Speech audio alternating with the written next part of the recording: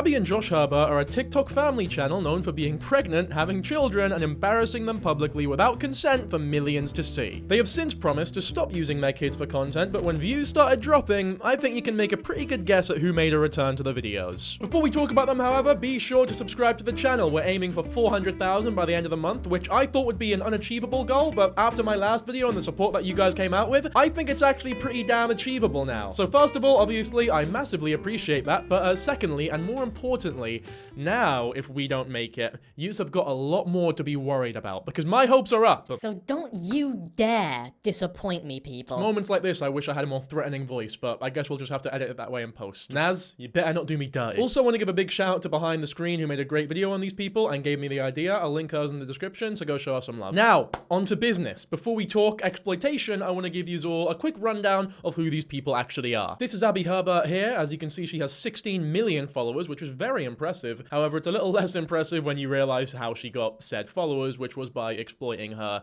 babies. Who, by the way, she did say that she would stop using them, but I'm looking at her page right now, and they're plastered all over the gaff. Here's a video of them right here with 1.5 million views. Nightly Conversations with My Baby Part 6. Does she think that this is like Star Wars or something? Why do we need 6 parts of this? And take it in, okay? You're 4 months old, and you're already 20 pounds. Is that funny? This little outfit you're in?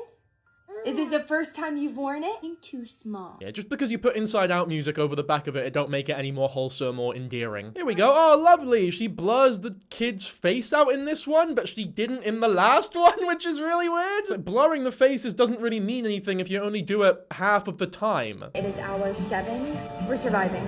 You can see a little bit of the breastfeeding in this video as well. That is something we'll get onto later. This woman is obsessed with breastfeeding. Obviously, breastfeeding is like massively important and stuff, but the way that she talks about it in particular and the amount she talks about it online and does it, we'll talk, you know what, we'll cross that bridge when we get to it. Just stay tuned. I guess we'll show some popular content that doesn't involve the children. And when you realize how boring and sloppy and just cringe and horrible it is, it kind of makes you understand why they lean so much on their children for views. This is soundproof, okay? They're not soundproof. What?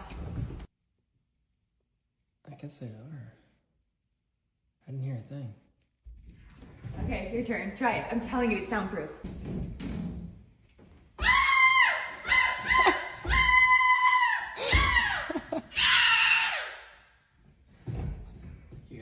No. So yeah, me personally, honestly, I think I'd rather a video of a baby shitting itself and vomiting horrendously all over his gaff as opposed to a video like this. I mean, this is just like, it's just, how do I even describe like the entertainment value of this video? It's just shite, man. It's so fake that I don't even, it feels wrong bringing up how fake it is. Cause it's like if I showed you a video of grass and was like, oh, look at this grass. It's like, part of nature, actually. It's like, well, yes, everyone knows that. And everyone's just calling the husband gay and stuff. When you learn about this family channel, you learn that she very intentionally, it's like part of her character to emasculate her husband, right? Her husband is shorter than her. I think he's like 5'6" or something, and half of this woman's content is babies and being pregnant, and the other half is emasculating and making fun of her husband for being short. So this whole like fruity act that the bloke had going on was like, it was probably pre-planned from her. It's very obvious that she calls the shots in this relationship, right? What's going on today? I don't see anyone behind me. What's happening? Oh god, Jesus Christ, dude. Alright, Naz, play like 2 seconds of this video. I watched a whole ass video where like he showed it. Honestly, I don't even want to show you guys it. It's that bad. I just hate this type of content so much, man. Like these plastic, inauthentic, look at us, we have such a great relationship and we love each other type bullshit. Especially when it is off of the back of exploiting your children for content and views and money, which no doubt they would not be nearly as popular as they are if they weren't using their children as much as they did and continue to do.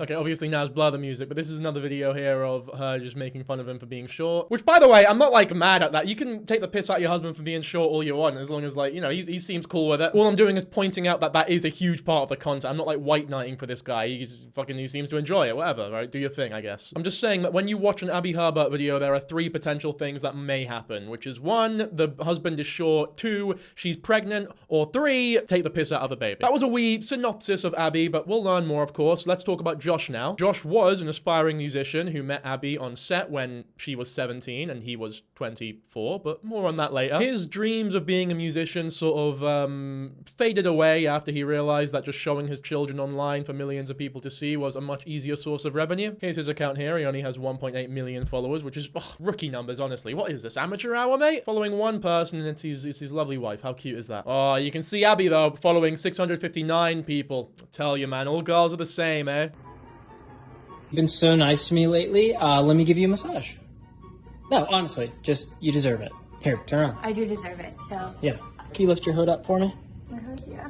Perfect. Alrighty. Get my shoulders, baby. No, we're not watching this whole video. We're not going to. I'm not going to subject you guys to it. It's just some bullshit. This is it. This is you get the idea, right? You get the idea of who they are now. He also does a lot of content with the baby as well, just to be clear though. The baby. They have 3 now. They have 3 kids. They've also got a YouTube channel with over 3 million subscribers. That is pretty serious numbers, genuinely, actually. I don't know why, but TikTok followers really just don't seem as real or impressive to me as YouTube. Well, actually, I do know why, because they don't mean nearly as much. But yeah, as you can see, a lot of the recent videos get like no views unless the children are in them. So as you can see, finding out I'm pregnant, this one has a lot of views, and then the gender reveal also has some views, baby number 3. Then when you sort by most popular, it's all just children and babies and finding out she's pregnant and everything in between. When it's centered on them and themselves and their personalities or his music or whatever the fuck, they get no views. This is why when they vowed or promised to stop using the children for views and money online, and it quickly became very obvious to them that no one was actually watching the content for them, they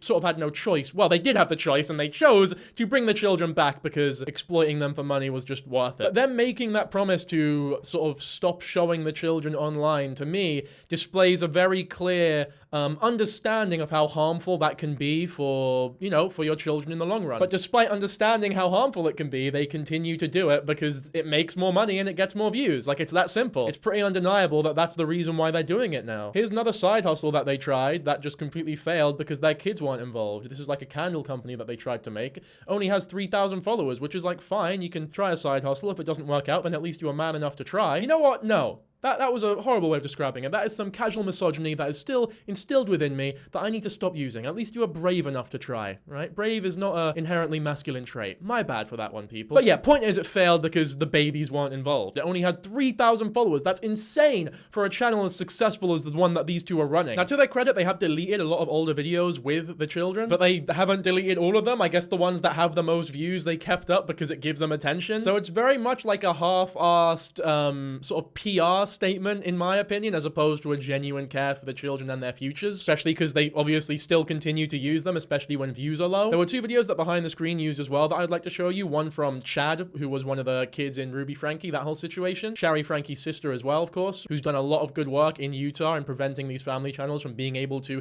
continue or do this exploitation to the extent that they are. And also a former family channel who actually stopped posting their children. Not like the half-assed bullshit that Abbie and Josh are doing, but like actually. We'll have a look at them first. We haven't posted them in years. Best decision we ever made. For all those people that are new here, we used to post family content. We had 3 million followers, and then we woke up one day and we got smart and we said no more, and just like a flip of a switch, we completely stopped posting our kids.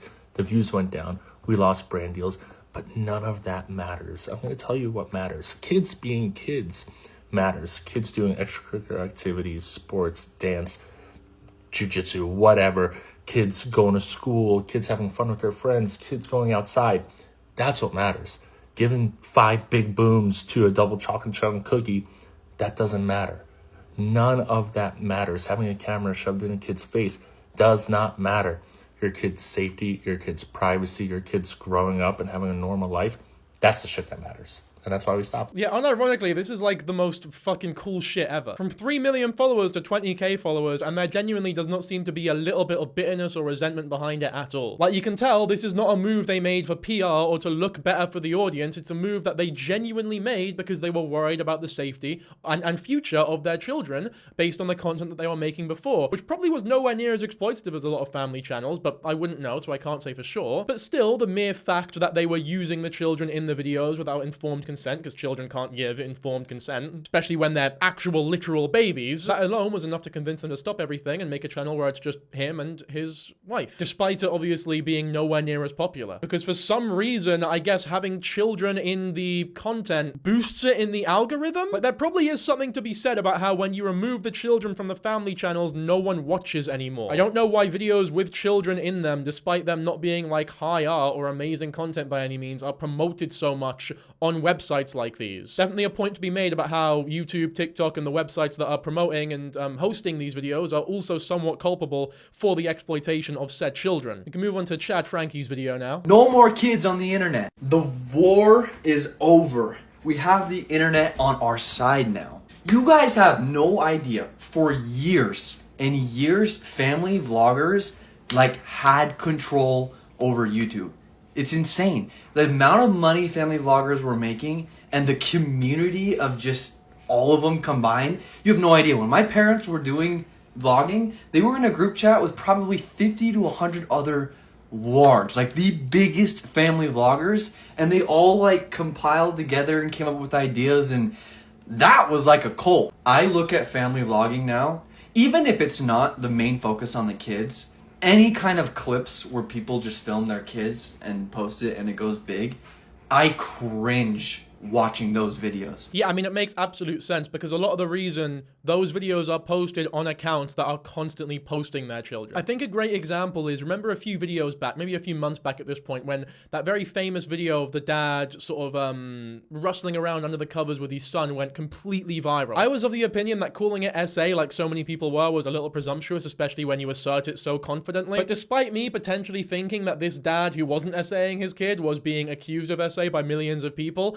I didn't have a shred of sympathy for him, because at the end of the day, these two parents were trying to exploit their children to become some sort of celebrity. Like, when you look back on their channel, it was daily posts of their children, a lot of whom are very young. I think one of them was a literal baby, and they talk about how their babies wet the bed. Oh, this really funny story about how my baby wet the bed. And for me, that's the equivalent of like an assembly. You're in front of the whole school, you take the microphone and you talk about, hey guys, just so you know, little Timmy, 8 years old, pissed the bed last night. And you're saying that in front of what, the 1,000 fucking students in the school. It's not acceptable. That's the exact same thing as doing it online. In fact, online's worse because it's potentially millions of people, like it ended up being. If you're willing to be that fucking horrible and that uncaring and that exploitative of your own children in some sort of pathetic attempt to become famous out of it, then yeah, unfortunately I don't feel really bad for you when it bites you in the ass. Now, I do think there is a difference and there is an important distinction to be made between channels that solely focus on their children and channels that are a lot more normal, like, I don't know, a commentary channel, for example, where their child shows up every now and then. Like PewDiePie, for example. Say what you want about him, I definitely have my opinions. It's difficult to say, as much as you may disagree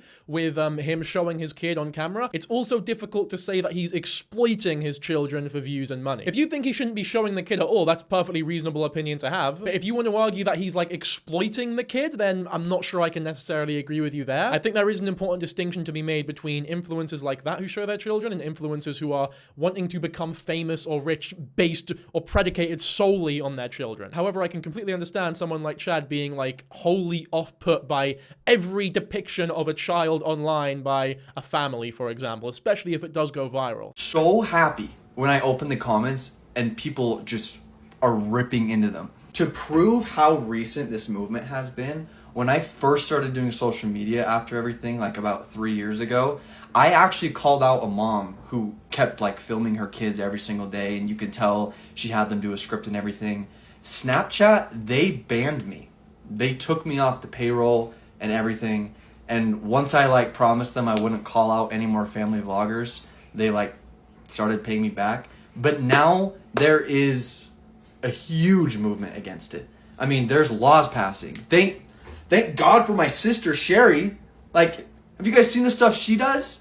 She's literally gonna make it illegal in Utah to film your kids and make money off of it. I don't think she's made it illegal, from what I understand, because I did read the laws out during my my Duggar family video, I believe. No, was it the Taylor Frankie Poole one? Let me double check, actually. Not Enough Nelsons, that was it. It was that one. I read the laws out during the Not Enough Nelsons video. The laws are specific to Utah, so a lot of family channels are trying to like escape Utah and go to neighboring states, for example, which is obviously horrendously shitty of them, but it's very obvious why they're doing that, and I do hope, and I'm not sure, there might be a law that maybe prevents that. But either way, they're not making it illegal to make money off of your children. From what I understand, if you're making above a certain amount of money on content that has those children in it, you are then required by law to give a certain amount of the money made to said children or hold it into some sort of savings account specifically for said children. And obviously the, I think, percentage of money that is owed to them goes up depending on how much money you are making off of them. I don't think it is a perfect system. I don't think it's even a particularly great system, but I do think that it is a very promising step in the right direction, if that makes sense. But the fact that laws are now being made to prevent stuff like this from happening, and not like internet laws or TikTok rules or YouTube rules, but actual state-governed laws made by the American government, I think is a good move. I think it's a very promising thing. And if Utah was willing to do it, then I think a lot of the other states are going to be a lot less begrudging or less willing to do something like that as well. Catching the ones who are trying to get around it. I know who you're thinking about. I know all the families you're thinking about. Everyone's moving to Tennessee because I think it's still legal there or something. I don't know the details behind it. All I know is that it's happening, bro. No more kids on the internet. Chad's absolutely right, though. There has been a huge sort of resistance against these family channels as of recent, in the last few years at least. Definitely in the last year. They were just so much more accepted maybe half a decade ago. But nowadays, whenever there's a video of a child online, even if it is a perfectly innocent video, it's almost overcorrected now, where it's like, this is horrible, you shouldn't be doing this. That was a little in jest. I'm not sure there has been an overcorrection by any means. I think we're at a decent point now in terms of the amount of people who are very aware of how harmful these family channels are. With all that being said, however, we can now move back on to Abbie and Josh. And there's one really interesting, like genuinely really interesting video that they put out a few years back regarding some like potentially subliminal messaged drawings that the child was drawing. I'll play the video and we'll talk about it after, of course. I'm going to stop what they're doing, watch this video, because I'm genuinely scared and kind of terrified. So this little one right here, this little gremlin, this little... She loves to draw, she loves to color. For this all herself, as you can see, she loves to do self-portraits. This is Daddy, that's Mommy, that's Baby, or sorry, that's her, and that's Jagger. She's been really into like eyes and faces. Oh, like this is all her. Real quick, just to be clear, yes, she did name her first kid Jagger, or second kid. I think it's a second kid. She named him Jagger. So they're also completely stereotypical, like family channel, just give our kids shit names. I don't know, how many Jaggers have you met in your life, Matt? Unique names are fine if they don't sound stupid, but just giving your kid a unique name for the sake of it, despite how dumb it may sound, is just ridiculous in my opinion. She loves Halloween, she loves pumpkins, and she started coloring this herself. At first I was like, wow, that's really good. She like colored inside lines. The color choice, little sketch. And then one day I saw her coloring on her iPad and I saw this. She's really into eyes and faces, so I'm thinking maybe she's in her eyes era. Well, today she went to school, and when I dropped her off, I said, please make me a piece of art. Like, I want to put it on the fridge. And she said, okay, Mommy. And I was really excited to see what she was going to create. I saw there was Play-Doh. I saw there was paint. They had the construction paper out. And I was like, this is going to be a good art day. There's stickers. And I thought I was going to get something really cute. I went to go pick her up, and she was standing at the doorway, and she goes, Mommy, Mommy, look what I did. I was like, yes, this is going to be a masterpiece. Hands me this.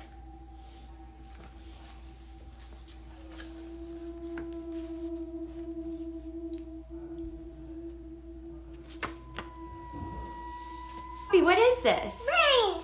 It's the ring? Yeah. Obviously, a 4-year-old should not be watching The Ring, by the way. And she does clarify, my daughter did not watch The Ring, which, like, maybe that's true. But then what does she mean it's The Ring? I don't understand why she would say that then, unless if she hasn't seen it. Like, what exactly did the kid tell her about it, maybe? I guess there is other possibilities, but it's definitely weird. The thing that a lot of people have been talking about is the eyes, though, and what they may potentially symbolize. I'll let the video finish first. It's almost done. What's that look like? Chicken nuggets. Serious note, should I be concerned?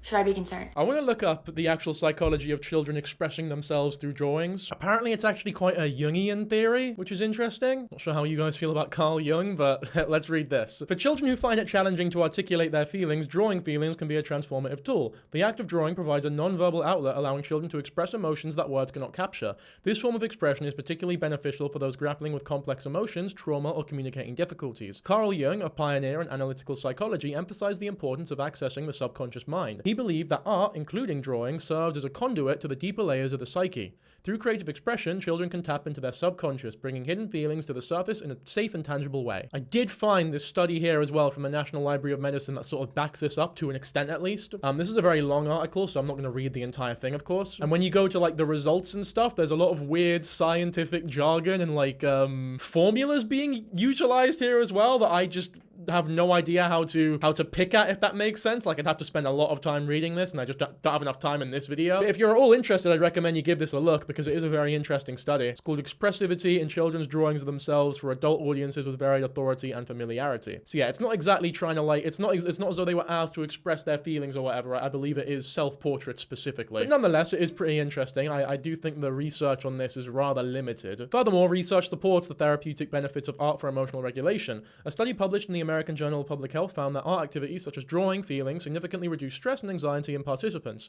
This aligns with Jung's theory, suggesting that engaging with artistic creation helps individuals process and integrate their emotions. In addition, drawing feelings allows children to externalize their internal experiences, making abstract feelings more concrete and manageable. It provides a visual language for emotions, bridging the gap between inner turmoil and external communication. This process not only aids in emotional expression, but also enhances self-awareness and emotional intelligence. So I'm not going to psychoanalyze or try to like assert something here when I am not fully aware of what might be going on, because I just don't think that is appropriate. But I will say that this description here and what I am learning about, you know, the whole expression of feelings via art or drawings, it does line up with the theory that maybe the kid is drawing eyes and has this weird fascination with eyes and drawing eyes and visual things like that because they feel as though they are being watched constantly by hundreds, thousands, millions of people even. They constantly have a camera in their face. However, as a kid, of course, you're not really able to verbally, fluently express something like that, or how it may be troubling you, or maybe even, you know, feeding into your ego, if that makes sense. Like, maybe they enjoy it. Obviously, they're a kid, so them enjoying it is not going to be informed by some sort of wider knowledge of how it may affect them. So them enjoying it doesn't make it good by any means, but they may be enjoying it. But they may also not be enjoying it. Like, that's also a possibility, and maybe the eyes are a way of externalizing that through something that isn't verbal, because they don't have the ability to express it verbally. Whether or not people think that's a reach, I guess, is subjective. I honestly don't know, but I do think it is interesting to bring up as a possibility for sure. Moreover, drawing can foster a sense of control and mastery over one's emotions. When children depict their feelings through art, they gain a better understanding of their emotional landscape. This newfound awareness can empower them to navigate their emotions more effectively. Incorporating drawing feelings into therapeutic practices and educational settings can provide children with valuable tools for emotional expression and regulation. By creating a space where emotions can be visually explored, we enable children to process their emotions in a meaningful and healing way. Interesting. Definitely very interesting. This is definitely one of those things where I think you should be able to draw your own conclusions. I'd be very interested to hear what you guys have to say in the comments about this and what your theories may be. Is it just the kid likes drawing eyes? When I was a kid, I liked drawing eyes. Maybe I haven't psychoanalyzed myself as a kid enough though. Because look at me, I'm a fucking YouTuber now. So maybe I just always wanted to be looked at. Or maybe I just drew eyes because I liked drawing eyes. I really liked art when I was a kid, but then I had like a really shitty art teacher in high school, and that put me off drawing and painting and stuff forever, really. I've not drawn and painted since then, actually. Power of a bad teacher, eh? Really sad, actually, when I think about it. Because I really did like it. I had a really close friend who's like my best friend now. Like, I'm still pals with them. They're a great bloke. But she was like trying to draw us apart, being like, don't hang around with that Owen boy. Because I'm telling you, man, he's gonna ruin your life. He's a bad influence. He's gonna get you into all this shit when you're older. She was like an art teacher. She didn't know us by any means, by the way. So I remember I just sort of blew a fuse at her, and I was like, yeah, it wasn't even that bad. I just told her to fuck off, and that she was like, because like, fuck you, why are you chatting shit about my friend? This is not appropriate, surely. But either way, I remember she like, she threatened to call the police on me for teacher abuse. Obviously, I shouldn't have called her a but she was so shitty, man. And she had like a weird obsession with like all of the couples in our school, even though we were like 13 years old. She also genuinely believed that she was like Van Gogh level of artistry. I really shouldn't say much, actually, because I forget I actually have like people that watch me now, and there is a chance that she or someone she knows may be watching this. Look, if I get an email, then I'll keep you posted, I guess. There's also this pretty infamous clip of Abbie saying that she doesn't even change her baby's diapers. Or nappies, as we call them here. So, I can't. I physically cannot do diaper changes. I can do, number one, diaper changes, but number two, I can't stomach it. And a story, I took Poppy out on a play date at this playhouse, and she took the biggest poop of her entire life there, and I was by myself, not Josh, and I was like, Abbie, you can do it. You got this. I got the wipes. I got the diaper, and I walked into the bathroom, and remind you, this is a playhouse with just children, and the bathroom smelled like, have you ever opened like a diaper genie or a diaper pail? I have. And it's the most disgusting thing you've ever smelled. Imagine that, but knowing it's not your child's poop. So I immediately walked in this bathroom. I'm gagging. I walk out. I drop Poppy. I go up to my friend who's, thank God she was there. I was like, hey, this is the craziest thing to ask, but I can't change her diaper. I can't go in there. I can't do it. And she was like, girl, I got you. And she's pregnant too. So I felt bad. Lo and behold, she changed Poppy's diaper, and it was so embarrassing. Great friend. But I can't stomach it. And it's once I start gagging, I can't stop.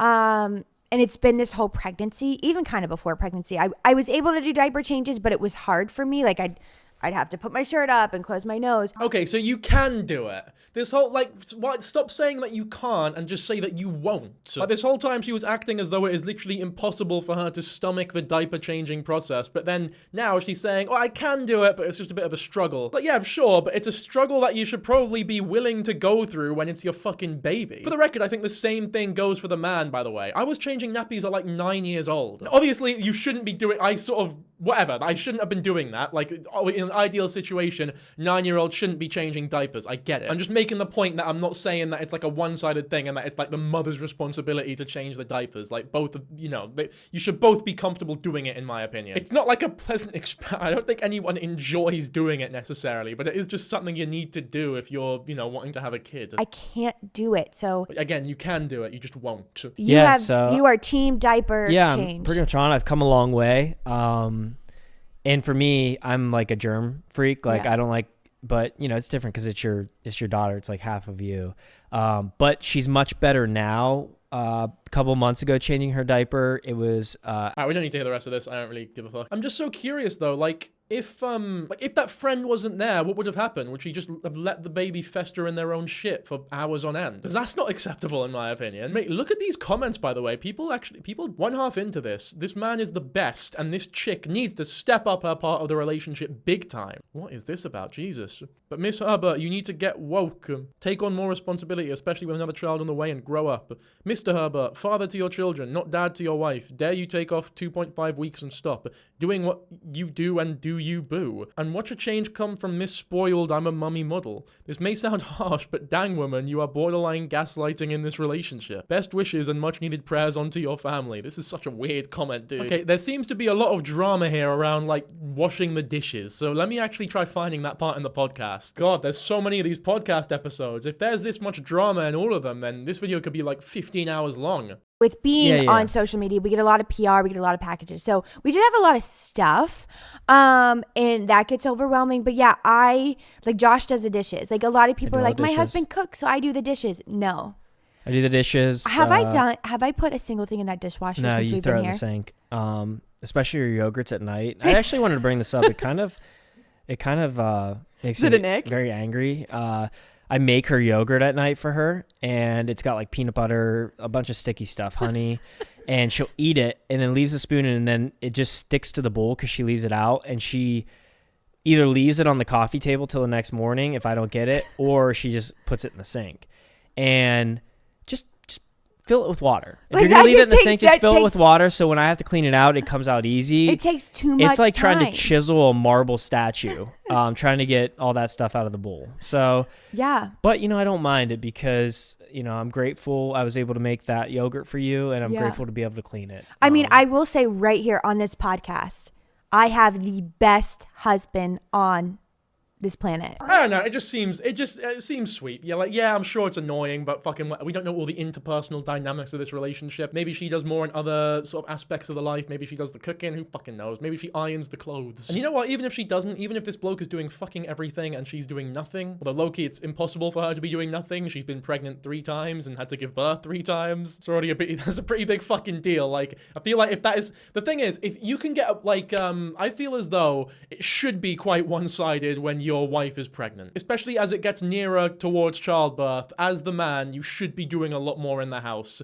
to accommodate for her. I'm not saying that she should be like some fucking vegetable by any means, but you should definitely be a lot more accommodating. Like, if you have to wash the dishes more often, then fucking deal with it. If you have to cook more often, then deal with it. If you have to stay at home, take care of her more often, then again, fucking deal with it. And most people do. Well, I actually don't know. I'm not really sure. I've not met. I wouldn't know. I guess I just wouldn't know. I would hope most people do. So yeah, I'm not gonna judge. I'm not gonna judge them on that regard. Although the excuse of it takes too much time is definitely, that's bollocks. You're filling a bulb with water, lassie. Like, come on. Now, one part of the relationship that I might be a little more cynical towards is the age gap that we spoke about earlier. Here's an excerpt from an article. When they first met, the model was only 17 while Josh was 24, and when they began dating in 2015, they faced a lot of backlash due to their 7-year age gap. The internet also labeled Josh's behavior as grooming after Abbie posted a video which was captioned, "So happy he stalked me for 3 years after this was taken." However, the couple has also received a lot of love and support as their relationship flourished since they began dating. After nearly 3 years of dating, the couple got engaged in 2018 and married a year later and a half on July 12, 2019. In an intimate ceremony, Josh and Abbie Herbert revealed the news about their wedding a month later in August 2019. I'm gonna look that up. Okay, so don't take this for certain because this is just a Reddit post, and I can't find any hard proof of any of this stuff, but here we go. Then there's the rumors of Josh grooming Abbie because they met when she was 17 and he was 24. Apparently they met in 2013 and stayed in touch for 2 years before dating, whatever that means. In 2024, he wrote a tweet saying Abbie would be his last wife and I believe still 17 at the time. Then in 2016, she made the caption of an old photo of them, "So happy he stalked me for 3 years after this was taken." She deleted it though. I get the banter of who liked who more whenever you first start dating, and I definitely teased my fiance that he liked me more than I liked him when we first met, but I think calling it stalking is extreme and it gives people the wrong idea unless that's what it was. Yeah, I mean, me personally, I think 24 and 17 is a very, very creepy age gap. I kind of hate when people say this because it's just become so cliche, but it's also so true. But as a 22-year-old, I get like a feeling when an 18-year-old is interested in me. Needless to say, 17 is fucking off limits. Mate, I was 19 years old, going to uni for the first time, pissed off at how annoying 17-year-olds were. Like, I would not have even looked a 17-year-old's direction if I knew their age at 19 years old. 24, honestly, I genuinely couldn't imagine. And when you put that 6-month stalking comment that was deleted as well, it definitely does not paint a pretty picture. Here's another post as well. Again, I'm not sure, I can't find any proof of this, but I absolutely do believe this. Abbie barely gave birth not a few hours ago, and they have already posted 2 TikToks, 1 Instagram post, 3+ Instagram stories, and 1 YouTube video. This is peak monetization of your children. Please just enjoy the time with your newborn and put the camera down. Yeah, absolutely. When you're doing that much publicization of the childbirth, it's very obvious that, like, almost whilst you're fucking pushing, you're thinking, ooh, how am I gonna monetize this? It is almost sociopathic. It's like such a blatant disregard for the well-being and actual care of your kid, and a very blatant regard, I guess, for content. It's just like complete content brain, even when literally giving birth and being in labor. I feel like most families, there's like a really somber, you've just given birth, it's like a really somber moment, especially you want to enjoy the time, you've just given birth, man, like fucking, like have a moment there, that's a moment. But for them, it's just a couple Instagram stories, a TikTok, and a YouTube video within the first couple of hours. Like, that's insane to me. Tell you what though, I don't know if this girl sees pregnancies the same way that most people do, because apparently she realizes that having baby boys means that she has balls inside of her now, which is I don't know. Personally, I don't know any women who have felt this way before, or who care about this kind of thing, or if this is like a particularly normal thought that most women who are pregnant have, let alone say online in front of millions of people. It's just a fucking strange, really strange thing to say. When questioned why Abbie doesn't show her parents online, she gives a greatly ironic and hilarious answer. "When we are with family and friends, we don't film. I can't..." Oh, that's fucking insane, coming from people who basically film their childbirth. Or they didn't film the actual childbirth, but you know what I mean. "I can't imagine basing content around them." Oh, but you can imagine basing content around your fucking babies. This is insane. At least your parents would have an idea of what was going on. "We don't want to use other people for content. We like to keep it just as much as we can." Like, surely you guys, like, how can you write this and not realize the blaring fucking irony or contradictions that are occurring here when you have a whole career predicated off of filming and exploiting your children for TikTok views? You've made millions off it. Like, how do you not realize how hypocritical you're being doing when you write this? Like, surely when you're writing something, usually that's when you like really think about it. It's a good bit of advice I have as well. If you're struggling with old memories that still make you cry, write them down carefully and completely, because you tend to think about them a lot more in a way that is like introspective, and in my opinion, it does heal you. It's helped me tremendously. So I don't understand how when writing, maybe because it's on a phone or something, but like writing it, surely there should have been like a bingo moment, like, oh, ooh. I can't even verbalize it properly because it should be that obvious. Maybe I should write a picture. Write a picture. Jesus, this is what fucking talking about these people is. It actually makes me dumber. Because we put ourselves online, not our family/friends, my dad barely knows what Wi-Fi is, so he is an absolute no when it comes to posting on social media. Does your fucking 6-month-old baby know what Wi-Fi is? That's not a good excuse, man. If that applies to your dad, it should apply to your son as well. And your daughter, obviously. This makes no sense. Your dad don't know what Wi-Fi is. Your kids don't know what fucking anything is. Like, this is a genuinely unhinged post. The cognitive dissonance is fucking palpable. It should be seeping through her goddamn pores. Okay, let's do a little interlude now and look at an epic prank that she posted. Prank on my husband who is afraid of everything.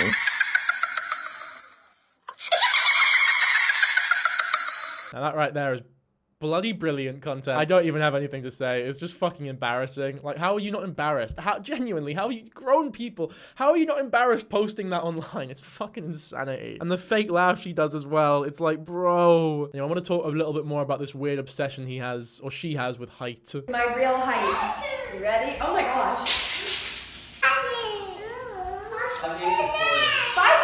That's not right. Okay, wait. I think we need to go get a new tape measure because I am not 5'8". That is not correct. Okay, let me remeasure you with this. This is saying you're 5'6". No. Do we have a wrong tape measure? I am more than 2 inches taller than you. Yeah, he was wearing sliders before, you fucking idiot. Like, it's so obvious. Oh, is she gonna say that now? Now I'm gonna look like the idiot. Okay, I know, we're gonna stop there. Maybe Naz, maybe edit that one out so it doesn't look like I just said something that she immediately says after. And the Halloween costumes, again, these are the different ones from the ones that we were looking at last time. Again, the whole joke is that he's just a short guy, and a whole different one as well. This new couple's costume. And you got this here, it's the tall queen, short king video as well. This is a great running gag for their channel. This is, again, it's one of the, like I said, it's one of the 3 punchlines, one of the 3 gags that you get when you click on an Abbie Herbert video. There's more, don't worry about that. There's more, there's one right here. Trying this trend with a short king and pregnant. This is, honestly, all three punchlines that they have are being used in this video alone. You watch this video, you've seen every single video that either of these two has ever made. Now, obviously, I don't think there's anything wrong with being shorter in a relationship. I really like tall girls. When I used to go clubbing, I would like, I'd actually get perfume and I'd spray like a little bit of perfume on my forehead so that girls who were taller than me could like, could smell me and think I smelled good, I guess. I don't know. Is that like embarrassing to admit? I thought it was pretty intuitive. But either way, there is something to be said about how constant this joke is made and how much I don't have a problem with it, because it's like a consensual jab at someone who is very clearly in on the joke and is able to conceive and understand what the joke means for them. Like, it's obviously, you know, the joke is that it's like embarrassing to most people or whatever, but he is okay with said embarrassment. I don't know if he's actually embarrassed by it, but he seems okay with it, I guess. However, when you start applying those same standards to your children and embarrassing your children in a similar manner, it's very different, because your children are unable to conceive of what said embarrassment looks like or may do for them in the future. The best example for this is the constant naming of her first kid as Poot because she farts and shits a lot.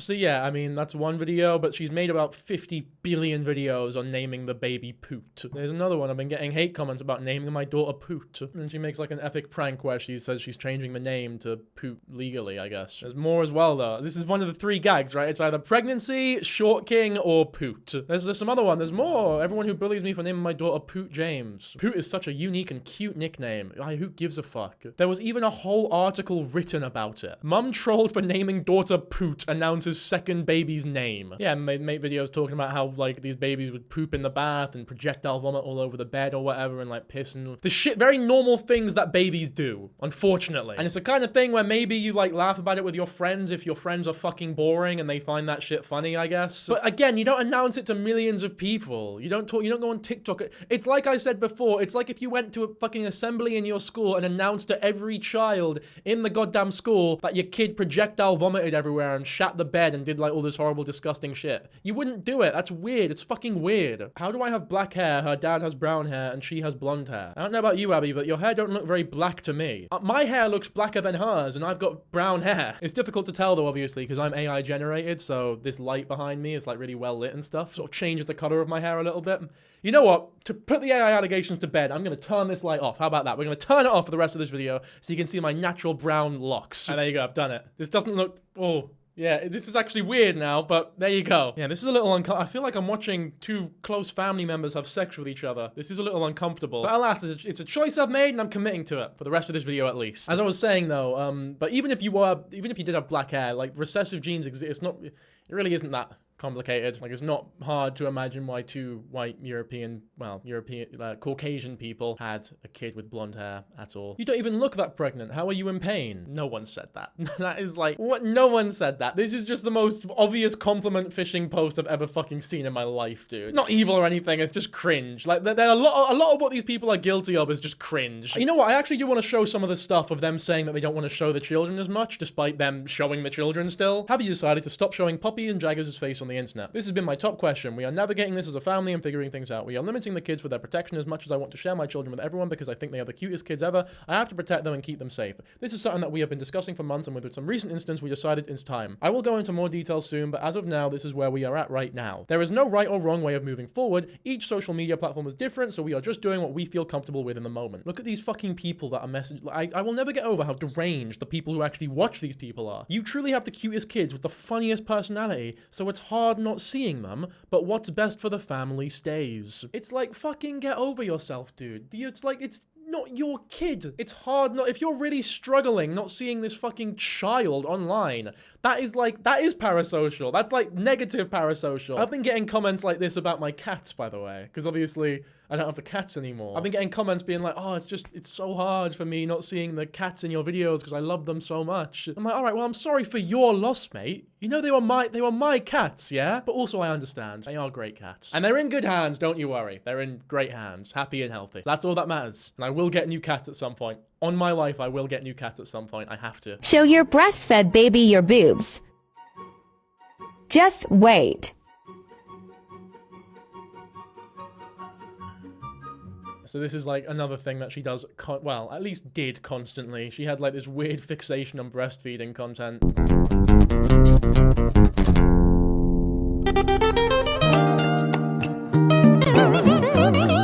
There you go, there's another one there. Probably replace the music, Naz, I'm not sure if it's copyrighted. Skip to my loo. Jersey. Oh my god, Leah, what the fuck? She'll be doing it until she's 6 years old. Is that what it said? Jesus Christ, dude. I'm guessing that's sarcasm, hopefully, at least. Because that can get pretty dangerous for both the mother and the daughter. Look at this kid. That is a fucking... That's a toddler, man. Why is the kid that old breastfeeding? Look, I guess, to be fair, it is possible. And it is normal, I think, relatively normal to breastfeed up until 2 years. So, like, it's exclusive breastfeeding for the first 6 months. And then there's, like, for the next... I suppose 18 months, a lot of the time, it's solid foods and a lot of stuff, but like, in addition to breastfeeding, right? And it can go on for about 2 years, and I don't think there's like a scientifically, you need to stop by this point, but generally, after 2 years old, it sort of stops there, at least. Like, that's the upper limit from what I understand for most people. Again, obviously, people who have breastfed before, you're more educated on this, so let me know in the comments. But that is not a baby. That's not a baby anymore. Either way, to be fair, I think that's pretty much everything that there is to talk about in regards to this family channel. I say that. There's definitely so much more that we could potentially cover, but I'm not really one to go through every single podcast episode in this video, so maybe we'll do that another day. But for now, I think that's a general overview. It's pretty good enough to tell you how much I'm not fond of their content, to say the least. So hopefully you all enjoyed the video. If you did, be sure to like, subscribe, comment, and subscribe to my second channel, Shepherd Boy, where I post all my live stream clips. We upload once or twice every day. But also, you can be polyamorous, right? You can subscribe to this channel too, because we're 400k, end of the month, baby. Let's do it. I'll catch you in the next one. Bye.